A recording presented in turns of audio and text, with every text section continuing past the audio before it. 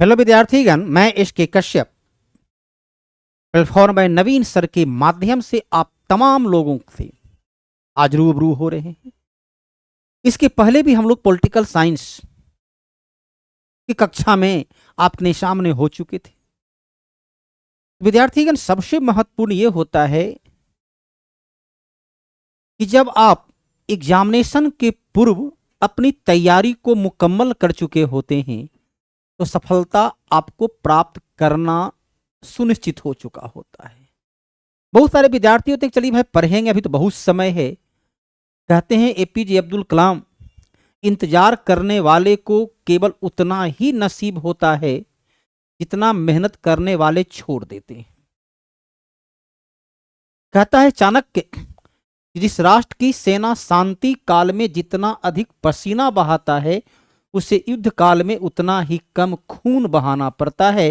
तात्पर्य यह है कि यदि परीक्षा के पूर्व जितनी बेहतर तैयारी आपकी होती है, परीक्षा के समय उतना ही कम परेशानी का आपको सामना करना पड़ता है। तो सबसे पहले हम लोग पॉलिटिकल साइंस जो 11-12 का विषय वस्तु है उसके बारे में अध्ययन करते हैं कि आपको सिलेबस क्या है, क्या क्या पढ़ना है, किन किन विषयों पर आपकी नॉलेज होनी चाहिए। जो सिलेबस है ऐसा कोई जरूरी नहीं है कि हर टॉपिक से क्वेश्चन हर बार जब एग्जाम ले तो पूछे ही।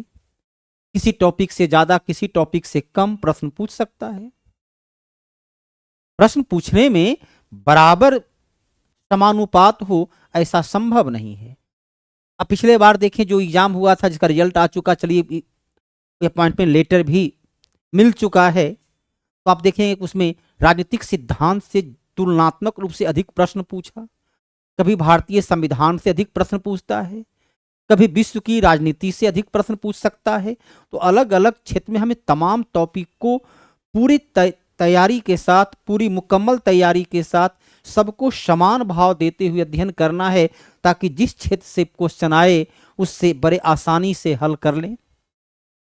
विद्यार्थी, गंगा बहे तो खूब नहाइए, मैं भी नहाने में सहयोग दूंगा, लेकिन यदि नहीं बहे तो इतनी ताकत रखिए कि 2 बाल्टी ही सही पानी खींचकर कुआं से, नल से निकाल कर स्नान कर लें। किसी खास क्षेत्र पर आप ध्यान देते हैं कि चलो क्षेत्र मेरा कमजोर या मजबूत, उसको मजबूत कर लेंगे तमाम प्रश्न हल हो जाएगा, ऐसा नहीं होता है।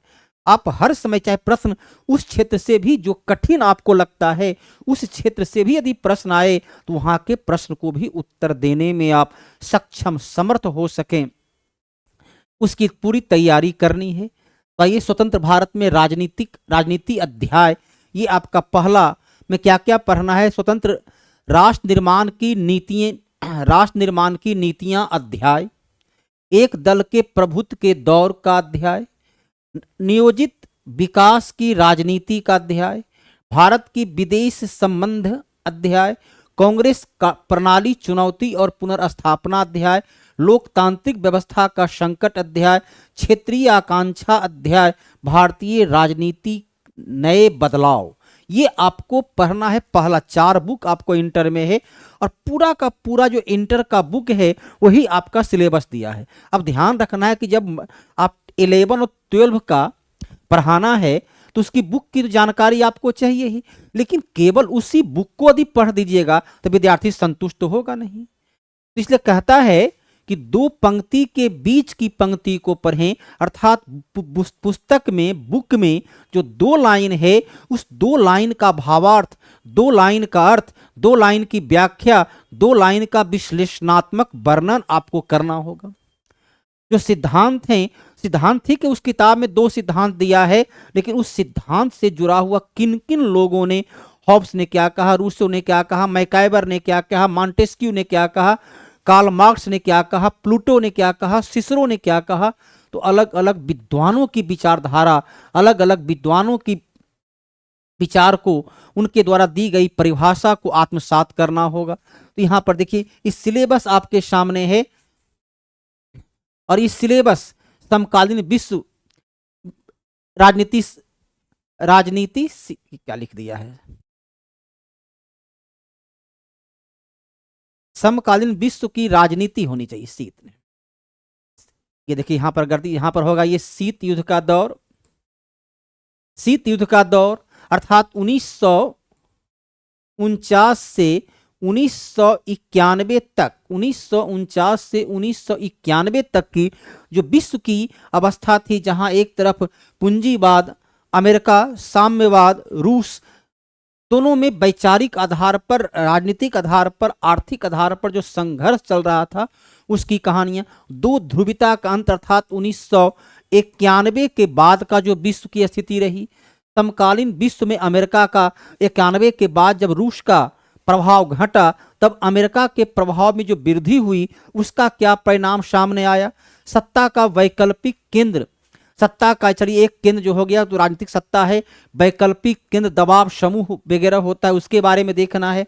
समकालीन दक्षिण एशिया अर्थात पाकिस्तान, बांग्लादेश, नेपाल, भूटान, अफगानिस्तान के बारे में पढ़ना है।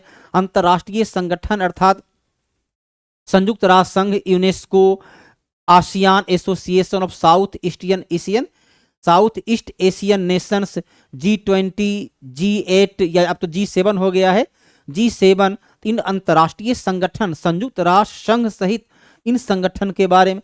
समकालीन विश्व में सुरक्षा और उस सुरक्षा के लिए नाटो का जो गठन किया गया है, इसके अलावा संयुक्त राष्ट्र संघ की जो शांति सेना का गठन है, उन तमाम के बारे में। पर्यावरण और प्राकृतिक संसाधन, पेड़ पौधे, जंगल, जो भी संसाधन है जो हमारे मानव जीवन की, और ग्लोबलाइजेशन जिसकी चर्चा बराबर करते हैं कि विश्व को एक बाजार के रूप में बदल देना। राजनीतिक सिद्धांत में है, राजनीतिक सिद्धांत एक परिचय, स्वतंत्रता, समानता, सामाजिक न्याय, अधिकार, नागरिकता, राष्ट्रवाद, धर्मनिरपेक्षता, ये पूरी की पूरी भारत की व्यवस्था से जुड़ा हुआ है। भारत की राजनीतिक सिद्धांत है, भारत की स्वतंत्रता है, भारतीय समानता है, भारत का सामाजिक न्याय है, अधिकार है, नागरिकता है, राष्ट्रवाद है, धर्मनिरपेक्षता, ये पूरा का पूरा भारत की राजनीति शास्त्र का उल्लेख है। यहाँ भी देखिए भारत के संविधान में संविधान क्यों और कैसे बना, भारतीय संविधान में क्या अधिकार हैं, चुनाव और प्रतिनिधित्व, लोकसभा विधानसभा का चुनाव होता है, कौन कराता है, चुनाव के लिए उत्तरदायी तत्व कौन है, कार्यपालिका अर्थात राष्ट्रपति, प्रधानमंत्री और उनका मंत्री परिषद, विधायिका, लोकसभा, राज्यसभा, विधानसभा, राज्य में विधान परिषद, न्यायपालिका, सुप्रीम कोर्ट, हाई कोर्ट से लेकर के जिला कोर्ट, संघवाद अर्थात भारत जो यूनियन ऑफ द स्टेट, उसका जो उल्लेख है, स्थानीय स्वशासन, मुखिया, सरपंच, वार्ड मेंबर, संविधान एक जीवंत दस्तावेज, संविधान में क्या क्या विशेषता है, संविधान का राजनीतिक दर्शन, यही आपका सिलेबस है। पॉलिटिकल साइंस का ये सिलेबस है। अब इस सिलेबस के आधार पर आप पिछला क्वेश्चन को देखें। क्वेश्चन जो आपका आया हुआ है 71 से लेकर 150 तक, जो 80 क्वेश्चन है, उस क्वेश्चन को पढ़ें विद्यार्थीगण। क्या कहता है, अधिकार के ऐतिहासिक सिद्धांत यह मानता है कि अधिकार निम्नलिखित में से किसका परिणाम है। ऐतिहासिक, यहां पर देखिए शब्द ही क्या है, ऐतिहासिक शब्द का प्रयोग किया है। अब आप इस ऐतिहासिक शब्द को देखो, अब प्रश्न को, ऐतिहासिक और यहां भगवान की इच्छा, भगवान की इच्छा को क्या बोलते हैं, दैवीय सिद्धांत। भगवान की इच्छा को बोला जाता है दैवीय सिद्धांत। प्रश्न में बहुत सारे प्रश्न ऐसे होते हैं विद्यार्थीगण, कि बहुत सारे प्रश्न ऐसे होते हैं कि उसका उत्तर यदि नहीं भी जानते हैं, या तो हर प्रश्न का उत्तर उसके विकल्प में है ही, प्रश्न का उत्तर तो वहां पर आपका उत्तर विकल्प में दिया ही है, छिपा हुआ है ही, हिडन है, उससे हिडन को निकालना है। लेकिन बहुत सारे प्रश्न ऐसे होते हैं जिसका आप उत्तर नहीं भी जानते हो, लेकिन प्रश्न पूछने की लाइन को पढ़िए, उसके विकल्प को देखिए, तो उत्तर बड़े कॉन्फिडेंस के साथ, एक्यूरेसी के साथ दिया जा सकता है। देखिए पहला क्वेश्चन कहता है अधिकार का ऐतिहासिक सिद्धांत। ऐतिहासिक मतलब क्या होता है, क्रमबद्ध। इतिहास आप पढ़ते हैं, प्राचीन काल, मध्यकाल, आधुनिक काल, हड़प्पा सभ्यता, वैदिक सभ्यता, फिर प्रथम नगरीय, द्वितीय नगरीकरण, तो क्या है, क्रमिक विकास। इतिहास में, ऐतिहासिक में क्या होता है कि क्रमिक विकास का प्रतिफल होता है। अब यहां देखिए भगवान की इच्छा, इसे दैवीय सिद्धांत, तो इसमें इतिहास का रहा कहां, धर्म जब आ गया तो इतिहास तो गायब हो गई, ऐतिहासिक तो तथ्य खत्म हो गया। अब देखिए क्रांति, तो क्रांति तो ही होती है, आकस्मिक घटना होती है। रूस की क्रांति 1917, जर्मनी फ्रांस की क्रांति 1789, अमेरिकी क्रांति 1860 से 65। तो क्रांति शब्द तो प्रयोग में आएगा। क्रांति तो है कि जो व्यवस्था है उस व्यवस्था को बदल देना। क्रांति किसको कहते हैं? 1857 क्रांति पढ़ते हैं, इंग्लैंड का गौरवपूर्ण क्रांति कहते हैं कि जो व्यवस्थापक हैं, जो सिस्टम है, यदि वक्त के हिसाब से बदलते हुए परिवेश में, बदलती राजनीतिक अवस्था में उस सिद्धांत को यदि नहीं बदला जाता है तो आम जनता क्रांति के माध्यम से उसको बदल देते हैं। चलिए ये हरित क्रांति क्या है? परंपरागत व्यवस्था में जो खेती बाड़ी हल बैल से कर रहे थे उसमें व्यवस्था में आमूल चूल परिवर्तन कर दिया गया। कृषि क्षेत्र को यंत्रीकरण कर दी गई। कृषि के क्षेत्र में रासायनिक यूरिया उर्वरक कीटनाशक दवा की व्यवस्था की गई ताकि उत्पादन में वृद्धि। तो क्रांति तो यहाँ होगी। अब देखिए अधिकार का ऐतिहासिक सिद्धांत, यहाँ आंसर क्या हो गया? विकासवाद। ऐतिहासिक व्यवस्था क्या होती है? विकासवाद का प्रतिपादक होता है। तो प्रश्न में ही उत्तर निहित है। लंबी ऐतिहासिक प्रक्रिया का उत्पाद, इसे बोलते हैं लंबी ऐतिहासिक। लंबा समय चला था ऐतिहासिक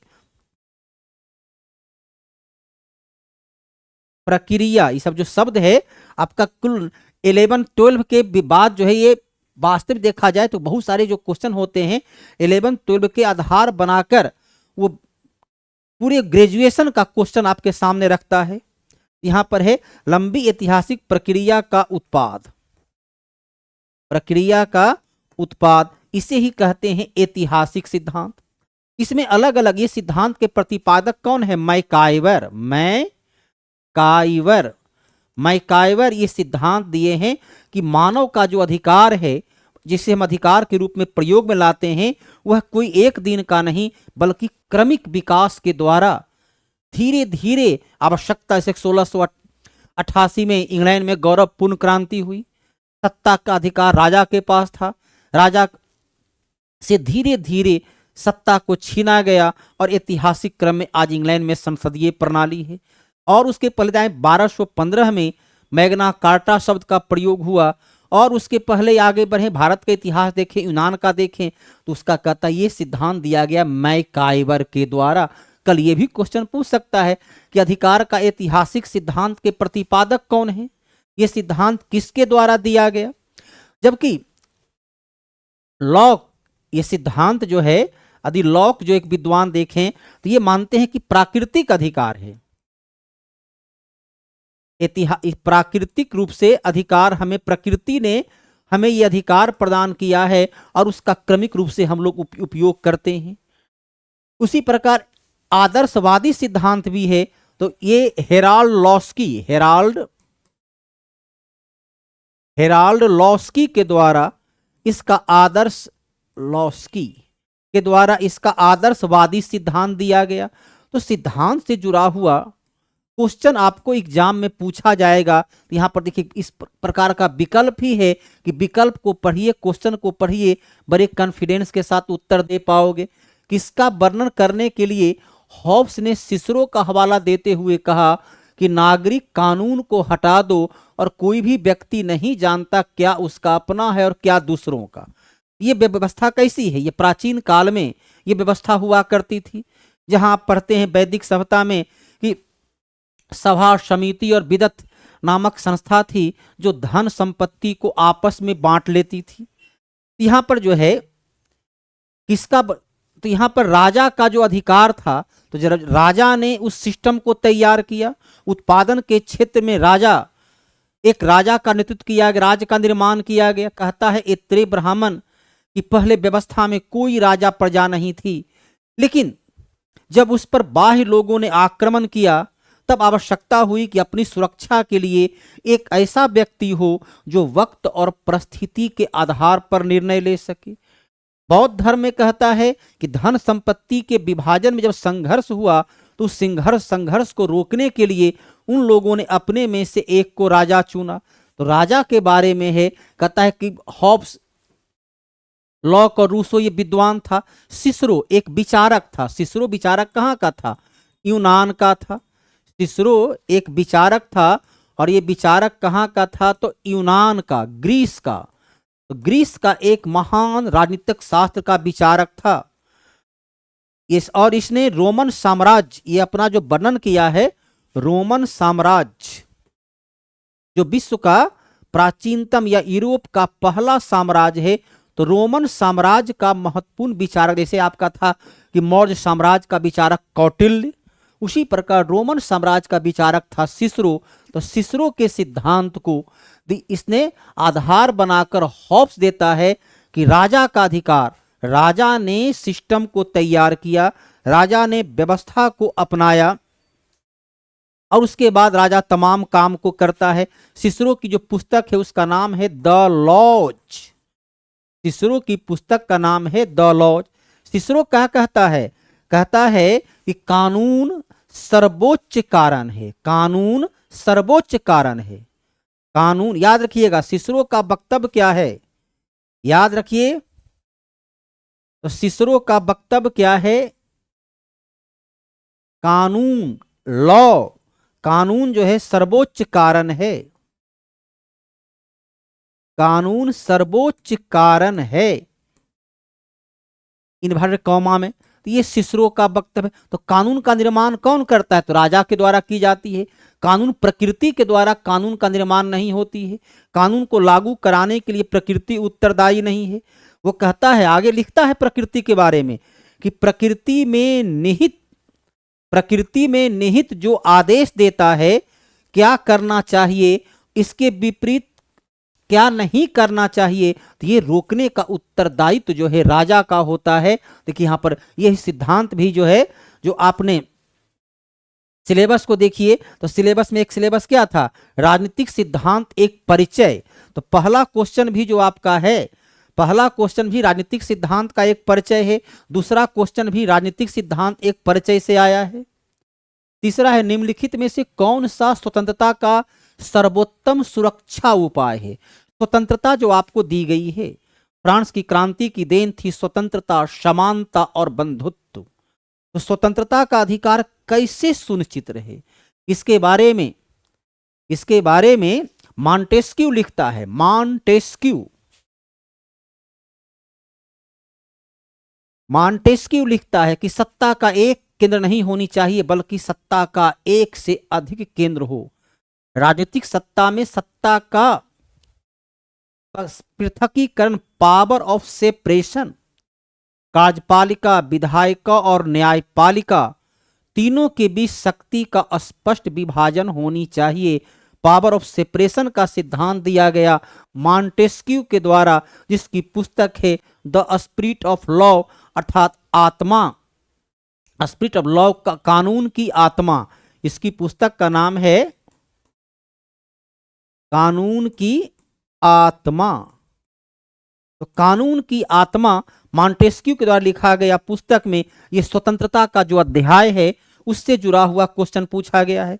तो स्वतंत्रता का अध्याय इसने कहा कि मनुष्य की स्वतंत्रता तभी संभव है जब कार्यपालिका, एग्जीक्यूटिव पावर, विधायिका, लेजिस्लेटिव पावर और न्यायपालिका, जुडिशियल पावर, एग्जीक्यूटिव, लेजिस्लेटिव और जुडिशियल तीनों अलग अलग हो। तो तीनों अलग तभी होगा जब हमारा अधिकार की सुरक्षा तभी मिलेगी।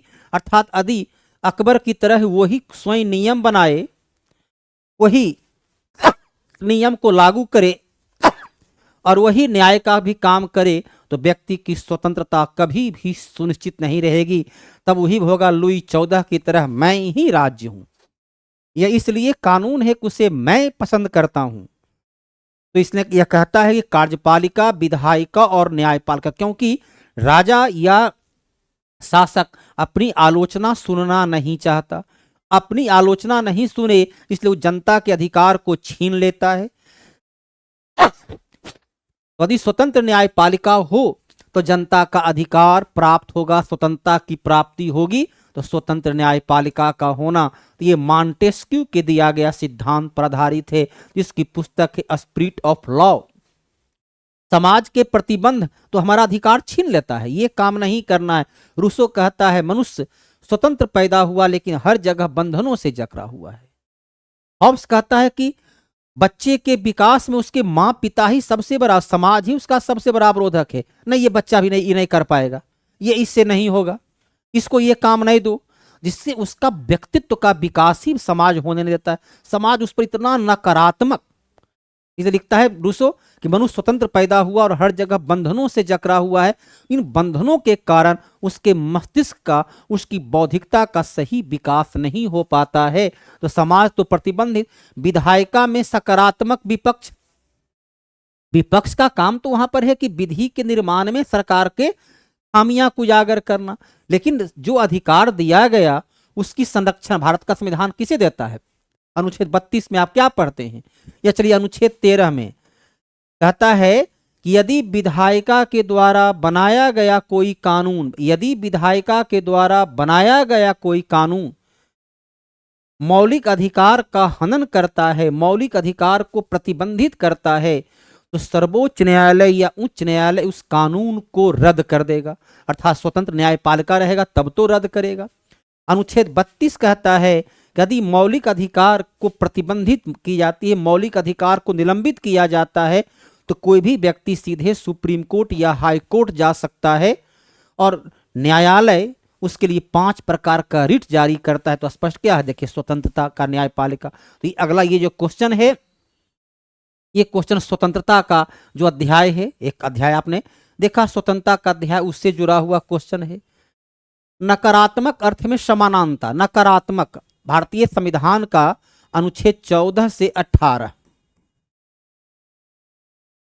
समानता का अधिकार देता है। देखिए, फ्रांस की क्रांति हुई थी तो उसमें था स्वतंत्रता, समानता और बंधुत्व, लेकिन भारतीय संविधान निर्माताओं ने स्वतंत्रता को नहीं, पहले समानता, पहले इक्वलिटी को लाए।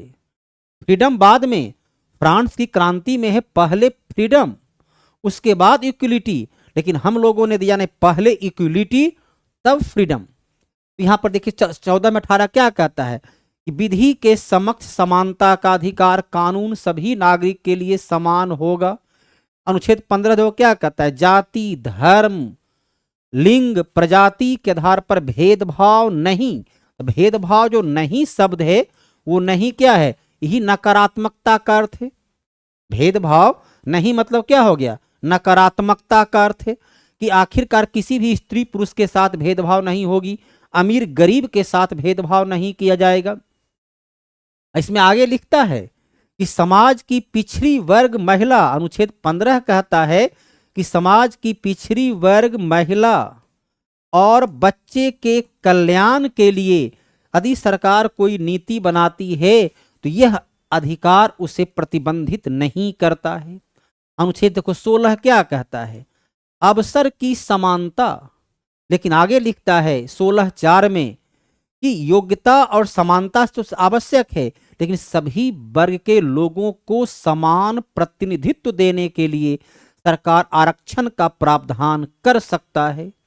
16(6) के आधार पर EWS को आरक्षण, सामान्य वर्ग के लोगों को आर्थिक आधार पर आरक्षण प्राप्त हुआ। अनुच्छेद 16 कहता है कि जाति, धर्म, लिंग, प्रजाति के आधार पर किसी के साथ भेदभाव नहीं। नहीं देखिए क्या हो गया, नकारात्मक, विशेषाधिकार का अभाव। अनुच्छेद 18 में क्या लिखता है कि अंग्रेजों के काल में दी गई उपाधि राय बहादुर, खान बहादुर, जो 1882 से लॉर्ड रिपन के काल से ये उपाधि की शुरुआत हुई थी, वो सभी उपाधि को समाप्त कर दिया जाना। ये विशेष अधिकार जो प्राप्त होता है, जो राजा को विशेष अधिकार प्राप्त था, अतीत काल में राजा की हर गलती को क्षमा हो जाती थी, उस पर कोई भी कानून काम नहीं करता था। कहता विशेषाधिकार की कोई जगह नहीं है, सभी समान हैं। प्रधानमंत्री नरेंद्र मोदी भी उतना ही अधिकार प्राप्त है जितना कि हम सभी लोगों का है। तो विशेषाधिकार से छीन लेना, देखो विशेषाधिकार का अभाव नकारात्मक है कि आपको ये जो अधिकार दिया गया वो हम छीन लेंगे। कानून के शासन का जो अभाव रहेगा तो फिर समानता तो रहेगी नहीं। विधि का शासन सभी के लिए एक समान, अल्पसंख्यक के विशेष सुविधा प्रदान हो, तो जब अल्पसंख्यक का विशेष सुविधा तो फिर समानता रहा कहाँ। और हमारे देश में किए हुए हैं, अल्पसंख्यक आयोग बनाए हुए हैं, 1992 से अल्पसंख्यक आयोग है।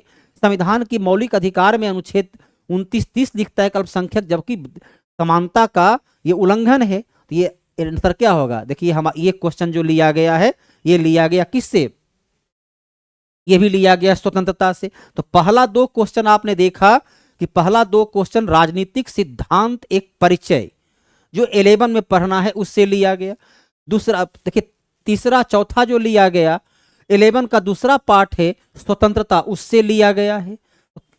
प्रत्येक टॉपिक को किस प्रकार से टच किया है वो आपके मैंने सिलेबस पहले लिखा। अब देखिए, निम्नलिखित में कौन सा न्याय और समानता के बीच घनिष्ठ संबंध है? यहाँ एक टॉपिक देखिए आपको पढ़ना है, उसका नाम है सामाजिक न्याय।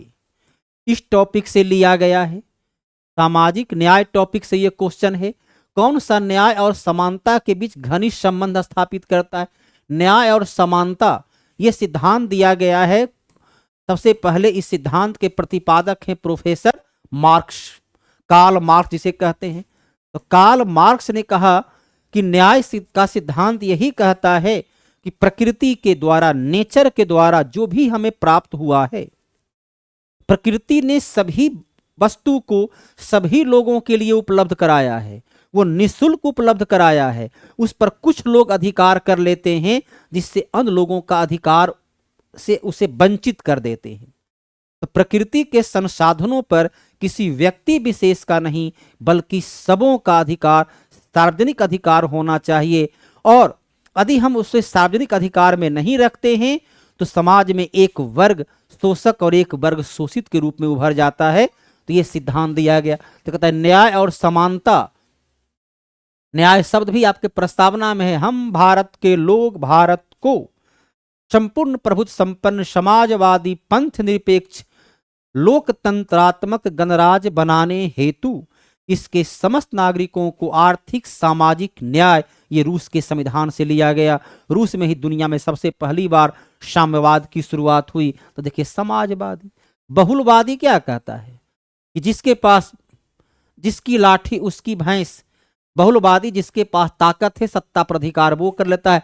और आदर्शवादी, आदर्शवादी सिद्धांत जो है कि सबको समानता होनी चाहिए, कहीं भी भेदभाव नहीं, जो कभी भी संभव नहीं है। आदर्शवादी सिद्धांत को कभी भी लागू नहीं की जा सकती है। एक व्यक्ति पढ़ लिख कर आईएएस बना तो उसके पास विशेष धन संपत्ति होगा ही। एक व्यक्ति बौद्धिकता में संपन्न है, यदि सबको बराबर दे दें, मुकेश अंबानी और अनिल अंबानी दोनों को संपत्ति में बराबर हिस्सा मिला, देखो मुकेश अंबानी कहाँ चला गया और अनिल अंबानी बर्बाद हो गए। संपत्ति तो दोनों बराबर था, दोनों भाई को तो बराबर संपत्ति दी गई थी। छोटा था तो अनिल अंबानी कुछ विशेष ही मिला था, लेकिन योग्यता यदि नहीं है, आदर्श कहता है सभी को सब कुछ बराबर, जो कभी भी संभव नहीं है। ये सामाजिक न्याय से क्वेश्चन लिया गया था। निम्नलिखित में से किसने 1928 में मौलिक अधिकार के बारे में कहा? यह स्पष्ट है कि हमारा पहला मामला हमारे मौलिक अधिकार के बारे में होनी चाहिए जिनकी गारंटी इस तरह से हो जो किसी भी परिस्थिति में उनकी वापसी की अनुमति न दे सके। यहां देखिए शब्द है 1928, लाइन लिख दिया गया है। अब यहां पर देखिए स्वराज समिति, स्वराज परिषद का जो गठन है वो 1895 में स्वराज समिति की बैठक में बाल गंगाधर तिलक ने संविधान की अवधारणा को बतलाया। भारतीय राष्ट्रीय कांग्रेस, यहां देखिए नेहरू समिति, नेहरू रिपोर्ट कब आया था? इतिहास के पन्नों पर पढ़ते 1928 में नेहरू रिपोर्ट का आया था, जिसके अध्यक्ष थे मोतीलाल नेहरू, जो तत्कालिक कांग्रेस के अध्यक्ष थे। यह इतिहास से जुड़ा हुआ पॉलिटिकल साइंस का क्वेश्चन है। यह स्पष्ट है कि हमारा पहला मामला हमारे मौलिक अधिकार के बारे में होना चाहिए जिनकी गारंटी इस तरह से जो किसी भी परिस्थिति में उनकी वापसी के, जिस प्रकार अंग्रेज हमारे अधिकार को छीन लेता है, हमें एक ऐसा फंडामेंटल राइट, ऐसा मौलिक अधिकार मिलना चाहिए कि किसी भी परिस्थिति में उसे कोई छीन नहीं सके, वो हम नागरिकों के पास उपलब्ध हो। जिस प्रकार रॉलेट एक्ट लाया गया, काला कानून, नो अपील, नो वकील, नो दलील, तो उसी के आधार पर इन्होंने दिया था कि हमें मौलिक अधिकार होनी चाहिए, ये हमारा अधिकार है, उस अधिकार को कोई वंचित हमें न करे। तो ये इतिहास और पॉलिटिकल से जुड़ा हुआ क्वेश्चन है। और ये अधिकार एक टॉपिक आपको पढ़ना दिया है, अधिकार, ये भी 11 किताब का अधिकार से लिया गया है। निजी संपत्ति के बारे में बात करते हुए किसने कहा था, आप देखेंगे कि कुछ लोग वर्तमान में उस पर कब्जा बढ़ाना शुरू कर देंगे।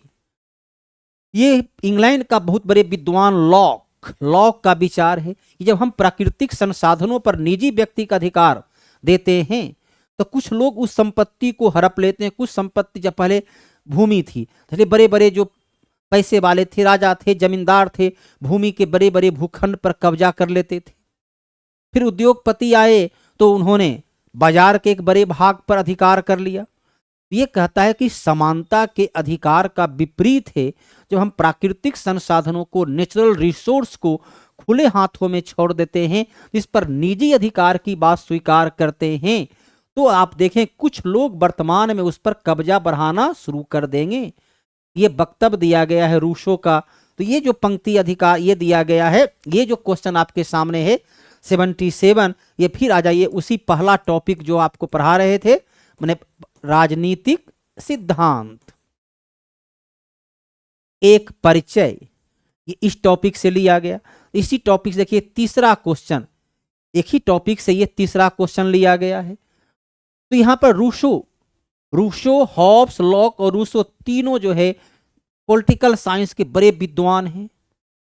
तीनों ने सामाजिक समझौता का सिद्धांत, विचार देने की प्रकृति अलग अलग है, तर्क अलग अलग है, लेकिन अंतिम निष्कर्ष यही है कि तीनों ने कहा राज की उत्पत्ति सामाजिक समझौता, सोशल कॉन्ट्रैक्ट थ्योरी, राज की जो उत्पत्ति हुई है सामाजिक समझौता के आधार पर हुई है। जो बौद्ध धर्म कहता था कि राज की उत्पत्ति सामाजिक समझौता के धन जमीन और महिला के लिए आपस में संघर्ष होता है, तो उसके लिए समझौता की कुछ स्पष्ट नियम होनी चाहिए जो कि संघर्ष को रोक सके। तो ये सिद्धांत दिया गया है। रूसो जो था ये जर्मनी का ये फ्रांस का बहुत बड़ा विद्वान हुआ और कहता है नेपोलियन यदि रूसो नहीं होता तो शायद फ्रांस की क्रांति भी नहीं होती। एक न्यायपूर्ण राज बनाने के लिए प्लूटो का मानना था। प्लूटो कहाँ का है? प्लूटो है यूनान का। इसकी जो पुस्तक है उसका नाम है रिपब्लिक। प्लूटो की पुस्तक का नाम है रिपब्लिक, इसका पुस्तक का नाम है, प्लूटो की पुस्तक का नाम है रिपब्लिक। तो प्लूटो लिखता है कि लोगों को व्यवस्थित रूप से शिक्षित किया जाना चाहिए क्योंकि एक न्यायपूर्ण राज को छोड़कर न्यायपूर्ण मनुष्य का अस्तित्व शायद ही कभी होगा। इस सादृश्य से प्लूटो किसके आदर्श की ओर अग्रसर है? तो प्लूटो किसको बता रहा है? ये लिखता है प्लूटो के कि यहां पर देखिए क्या कहता है, क्योंकि एक न्यायपूर्ण राज को छोड़कर न्यायपूर्ण मनुष्य का अस्तित्व शायद ही कभी होगा। अर्थात यदि राजा न्यायपूर्ण पूर्वक नहीं काम करे तो व्यक्ति का न्याय के साथ पालन करना संभव नहीं है। तो ये उस वक्त का प्लूटो कौन था? दार्शनिक था। चाहता था कि राजा जो है वह इतिहास के, भारतीय इतिहास के पन्नों पर राजा जनक हो, विदेह जहां अपनी इच्छा नहीं हो, वो तमाम जो है कहा जाता है राजा होना चाहिए भगवान शंकर की तरह, जहां स्वयं नग्न भी रहते हैं, स्वयं कम कपड़ा में रहते हैं, स्वयं जो है जंगलों के द्वारा प्राप्त उत्पाद से, लेकिन अपने घर, अपने नीचे के अपने अधीनस्थ लोगों को सारी सुविधा उपलब्ध कराते हैं। जहां व्यक्तिगत आकांक्षा, व्यक्तिगत इच्छा नहीं हो उसे राजा कहते हैं। ये दार्शनिक राजा की बात करता है कि राजा ऐसा हो। यह देखिए आदर्श की ओर अग्रसर, आदर्शवादी सिद्धांत जब होते हैं दार्शनिक सिद्धांत होता है। यह फिर आपका जो क्वेश्चन दिया गया है वही राजनीतिक सिद्धांत, राजनीतिक सिद्धांत एक परिचय, राजनीतिक सिद्धांत एक परिचय से ये क्वेश्चन देखिए, चौथा क्वेश्चन जो है एक ही अध्याय से इसमें दिया हुआ है। सामाजिक अनुबंध के सिद्धांत, सामाजिक अनुबंध अर्थात सोशल कॉन्ट्रैक्ट थ्योरी, सामाजिक संविदा का सिद्धांत। तो सामाजिक सिद्धांत, संविदा का सिद्धांत का प्रतिपादक कौन हुआ? हॉब्स, लॉक और रूसो। कौन हुआ? तो हॉब्स, लॉक और रूसो। जिस वक्त रूसो अपना सिद्धांत दे रहा था तब इंग्लैंड का राजा चार्ल्स द्वितीय था। ये सिद्धांत से नहीं बल्कि ये इतिहास के पन्नों से जुड़ा हुआ है। ये आपका पॉलिटिकल का किताब में नहीं मिलेगा, ये किताब मिलेगा इतिहास में। तो बहुत सारे क्वेश्चन जो है, इसलिए कहते हैं दो पंक्ति के बीच की पंक्ति को पढ़ो, अर्थात दो पंक्ति यहाँ जो है, इस दोनों पंक्ति के बीच में तो कुछ नहीं है, लेकिन उसका भावार्थ, उसका अर्थ कहाँ से लिया गया, तो ये जो है 11 में नहीं बल्कि 12 में भी आपको मिलेगा। तो उसके बारे तो चार्ल्स द्वितीय जो इंग्लैंड का राजा था, ये प्रतिपादक जो है हॉब्स ने इनमें से किस राजा के लिए इंग्लैंड के राजशाही बहाल करने का प्रयास कर रहा था, तो हॉब्स बहाली कर रहा था चार्ल्स द्वितीय का, ताकि चार्ल्स द्वितीय के राज को पुनर्स्थापित किया जा सके, जिस प्रकार 1688 के बाद सत्ता पर उनका अधिकार धीरे धीरे कमजोर हो रहा था। सर ऑफलाइन स्टार्ट कब होगा? ऑफलाइन क्लास आप आइएगा तब तो स्टार्ट करें। आज तो हमने कुछ देर इंतजार किया भी कि शायद विद्यार्थी आए, तब हम ऑनलाइन ऑफलाइन दोनों मोड में पढ़ाएं, लेकिन विद्यार्थी उपस्थित ही नहीं हुए, तो हमको केवल ऑनलाइन के लिए आना पड़ा। आपकी उपस्थिति रहेगी तब तो बाबू, हम तो तैयार हैं, आपको सूचना भी दिया हुआ था। इसलिए पहला दिन केवल सिलेबस और क्या क्वेश्चन पूछा गया, अगली चर्चा हम लोग उसी पर करेंगे एक आधो दिन, ताकि आपको क्वेश्चन की प्रकृति के बारे में जानकारी हो। वैज्ञानिक समाजवाद का सिद्धांत किसने प्रतिपा, देखिए समाजवाद के जनक माने जाते हैं कार्ल मार्क्स, प्रोफेसर एंजिल। समाजवाद के जनक कौन है? तो कार्ल मार्क्स। ये सामाजिक न्याय का जो टॉपिक है उससे लिया गया है।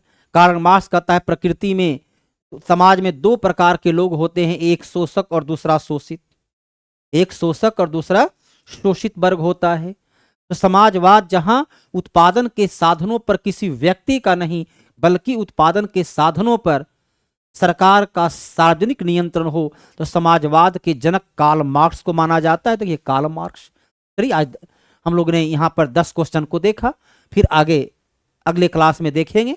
आप लोग यदि उपस्थित रहिएगा तो क्लास ऑनलाइन ऑफलाइन दोनों मोड में होगा, और ऑफलाइन में आप बेहतर तरीके से समझ सकते हैं, बेहतर तरीके से पढ़ सकते हैं। जो समस्याएं होती इसे हम लिखाएंगे और उसे आसानी से लिखकर समझकर आप काम करेंगे। विद्यार्थीगण कैसी पढ़ाई लगी, क्या क्या पढ़ना है इसकी जानकारी आपको मिल चुकी, और विगत जो रिजल्ट आया था कितने विद्यार्थी हमारे पास किए, वो तो आपको पता चलाना है। अपने बारे में खुद तारीफ क्या करूं, इसके पहले भी मैं ऑनलाइन ऑफलाइन, तब तो बहुत कम समय था, मुश्किल से हम 25-30 घंटे ही लिए थे, उसमें ज़्यादा ले नहीं पाए थे, समय कम था उस वक्त। लेकिन अभी पर्याप्त समय है, तो आपको प्रत्येक टॉपिक का विश्लेषणात्मक वर्णनात्मक रूप से पढ़ाया जाएगा। तो आज की क्लास को हम लोग यहीं पर विराम देते हैं, और यदि कहीं कोई त्रुटियां नजर आए, कोई खामियां नजर आए, कहीं कोई समस्या हो, कोई डाउट हो, तो आप अपना विचार सामने रखेंगे। धन्यवाद।